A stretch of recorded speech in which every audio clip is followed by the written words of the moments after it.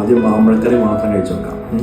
Hi friends, അപ്പം നമ്മൾ ഇന്ന് ഉണ്ടാക്കാൻ പോകുന്നത് മാമ്പഴക്കറിയാണ് കേട്ടോ. എൻ്റെ ഫേവറേറ്റ് ആയിട്ടുള്ള സാധനമാണ്. നിങ്ങളുടെ ആണെങ്കിലും ഒന്ന് കമൻറ്റ് ചെയ്യണേ.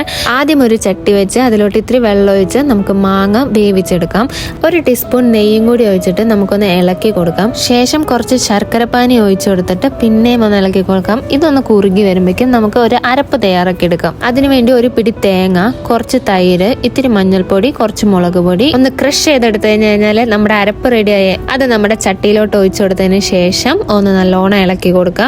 കുറച്ചു നേരം വേവുമ്പോഴേക്കും നമുക്ക് വറവ് തയ്യാറാക്കി എടുക്കാം. കുറച്ച് നെയ്യ് ഒഴിച്ച് അതിലോട്ട് കടുക്, ഉലുവ, കറിവേപ്പില, വറ്റൽമുളക് ഇതെല്ലാം ഒന്ന് വറുത്തതിന് ശേഷം നമ്മുടെ കറിയിലോട്ട് ഒഴിച്ചു കൊടുക്കുക. ഒന്ന് കുറുകി വന്നു കഴിഞ്ഞാൽ ഫ്ലെയിം ഓഫ് ചെയ്യുക. ഒന്നൊരു 10 മിനിറ്റ് ഒന്ന് ക്ഷമിച്ചതിന് ശേഷം നമുക്ക് സെർവ് ചെയ്താലോ. നമുക്ക് നമ്മുടെ മാമന് കൊടുത്താലോ. മാമു എങ്ങനെയുണ്ടെന്ന് പറയ്.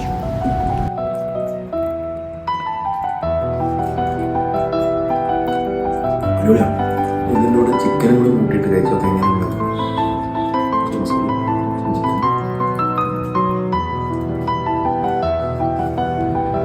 സൂപ്പറാണ്. എല്ലാവരും ഒന്ന് ട്രൈ ചെയ്തിട്ട് എന്താണ് അഭിപ്രായം എന്നുള്ളത് മെൻഷൻ ചെയ്യാം.